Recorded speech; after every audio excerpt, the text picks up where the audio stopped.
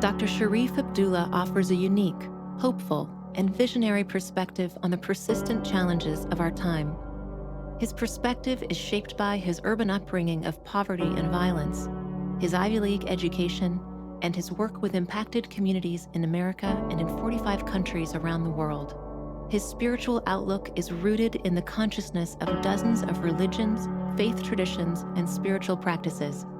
Sharif offers this unique viewpoint, helping us chart a course that explains where we've been, where we are now, and how we get to a positive future that works for all living beings. Hello, Sharif here, and today I want to talk to you about a solution. And I've been reluctant to talk about this because it's really difficult to get your mind around it if you're thinking in the old way. So by saying these things, if you don't recognize that there's a whole other way of thinking about ourselves, each other, our relationship to the world, our interrelationship, you're going to say, oh, that's not going to make any sense because, all my democratic talk points are going this way. And then all of the conservatives will say, well, that's not going to work because all of my conservative talk points are going that way. And you'll miss it. I'm going to take that chance. At least open yourself to having a whole new way of thinking about things. And open yourself to the possibility that the solution is staring you in the face right now. So, this is the simple explanation.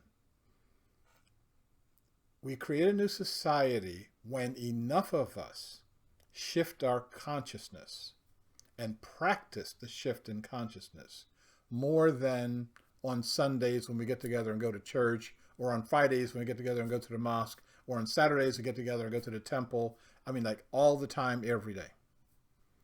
Then we together start forming what I'm calling an uber culture, and a super culture that incorporates every single other culture in our society with none left out. And then from that culture, we start creating the systems, structures, and institutions that relate to our culture and relate to our consciousness. Okay, that's it. Now, how do you do that? And do we have any examples of societies that have done that in the world? Yes, we do. And the society I'm holding out to for our consideration right now is Singapore. When Singapore got its independence back in 1948, I think it was, they were an island nation, formerly a British colony, thrust upon the scene of independence. And their leaders made a very important decision. And the decision was, they had four major ethnic groups. And these ethnic groups had actually been fighting with each other. And when I mean fighting, I don't mean not agreeing with each other. I mean like rioting in the streets kind of fighting. And there was a decision that was made that said we have these four main cultures: the Chinese, the Malay culture, the Indian culture, and then a group of other cultures, Arab, etc., that formed another ethnic bloc. And I said, on top of this, we're going to create a whole new culture, and we're going to call that the Singaporean culture. And that will be the thing that drives our society. All of the decisions that they make, all of the things that they do have been made from the point of view of how do we support this super culture, this uber culture this culture that works for all, where none are excluded. At the time that Singapore got its independence, it had some of the worst slums in the world. And then, because they had this attitude of we're all in this together, Singapore has no slums. Singapore has no homelessness. It is the way that they approach a problem is to get rid of it. It's like, how can all of us together let go of what the problem is? So, slums, no, we don't do that anymore. Homelessness, no, we don't do that anymore. Poverty, we don't do that anymore. Now, in Singapore, there's some people who have a whole lot more money than other people, but everybody has enough. And if everybody doesn't have enough, they do something about it, as opposed to sitting around and talk about it and have commissions, etc. One example of that is how Singapore approached COVID. COVID hit every single country equally. It's all over the world. It's in every country. There are a couple of islands, I think there are a couple of islands in Canada and some other islands in the world where no one on the island has COVID, but they're not connected to anything else. And so for every country that's connected, they've got it. And when COVID hit Singapore, they said, how do we get rid of this right now? And they set about to not manage it, not try to reduce it. Remember we were talking like flattening the curve. We're in the middle of this flattened curve, and it doesn't feel very good. This is not a solution. They said, let's get rid of it. And they did. I just checked these statistics as of a day ago. And the way that you look at the COVID statistics, and I'll try to put a link down in the comments section for the website that I use that has been most reliable for me, is to not look at who's catching it. That's not particularly relevant. What's relevant is who's dying from it. And as of today, the United States has a COVID death rate per million of 875 people per million, the highest in the world. We're number one. Now, is that a statistic that we want to be proud of? In Singapore, the COVID death rate per million is 5. Not 500, not 5,000, 5 people per million. Now, we've got 875 per million. They've got 5. So I'll tell you what I would do if I were President Biden, and this is the 21st of January, the day after the inauguration.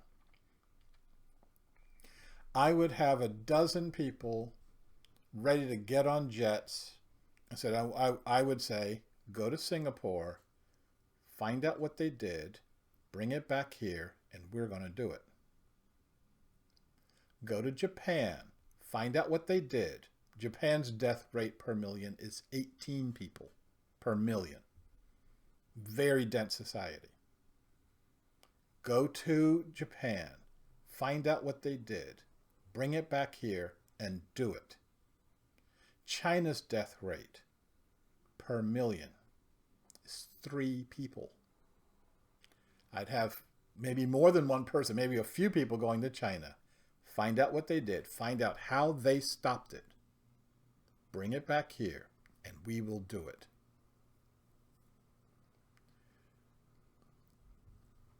Is that what we're going to do? Of course not. We're going to make up some shit. We're going to just make it up out of the top of our head and we'll try to inflict it on people. It won't work, and then we'll try to make up something else. Now, here's where the consciousness comes in. Why would we go looking for strategies that we have not a clue whether they'll work or not, and ignore, and I mean really ignore, the places with proven strategies? Well, it's really simple. They're not us. They can't be smart. If they were smart, they'd be us. They can't be dedicated. If they were dedicated, they'd be us. And we, as smart as they may be, we have to be smarter. We have to come up with something with a uniquely American solution. And the fact that we've got 875 people per million dying, well, that's of no consequence.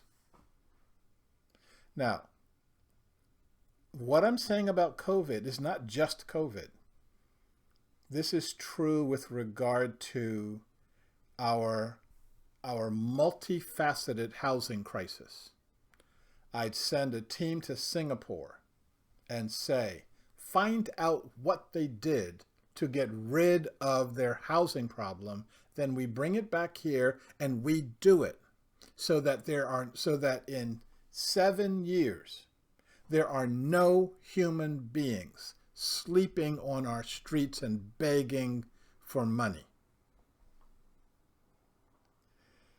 One of the things that makes Singapore unique is that by taking the energy that these ethnic groups would be fighting each other, they used it to pull each other up from this baseline. If Singapore sees a problem, they just solve it. They say, okay, great, thank you for bringing us this problem. What's the solution? What do we have to do now? What do we have to do 10 years from now? What do we have to do 50 years from now in order to eliminate the problem? More than any other country, Singapore is in alignment with its own future. Now, I want to say something before you think I'm a Singapore booster and I'm going to jump ship and move to Singapore. Some of their solutions I don't like. I don't like the solution at all. I'm not a fan of the solution. But guess what? They're going to do that unless somebody else comes up with something better. Give you an idea of what I'm talking about in terms of being aligned with your future. Singapore is an island.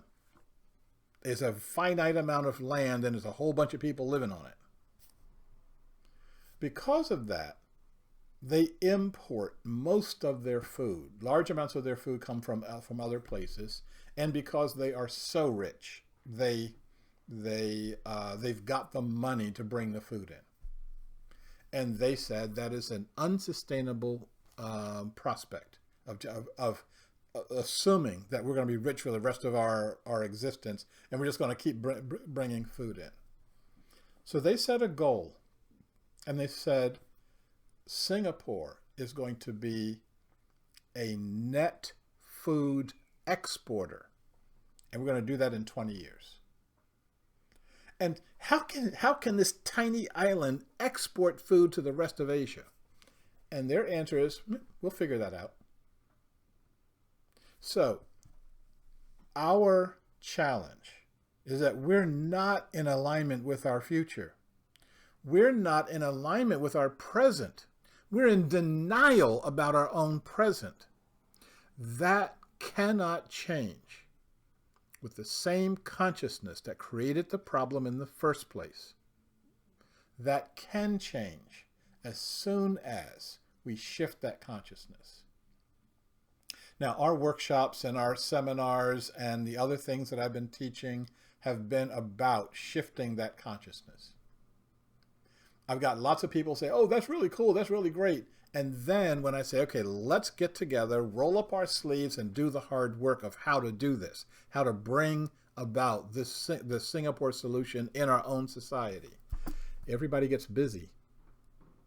I'm hoping that you don't get too busy, that you can spare a few hours per week, a few dollars per week to align with your own future. If we do that together, we will be living in a completely new society. And until we do that, we're going to be in jeopardy. And I don't like jeopardy. I don't like living on jeopardy. So we've got this as our challenge. It's the challenge just before us. And we're going to do it. Enough of we's are going to come together, and enough of we's are going to roll up our sleeves and do this. So thank you. You are invited to participate in the discussions and activities that will define a positive future for all. We are at the cusp of the expansion of our human consciousness, beyond the limitations of our past. Together, we can envision a world that embraces our human potential. Together, we can create a world that can truly work for all living beings.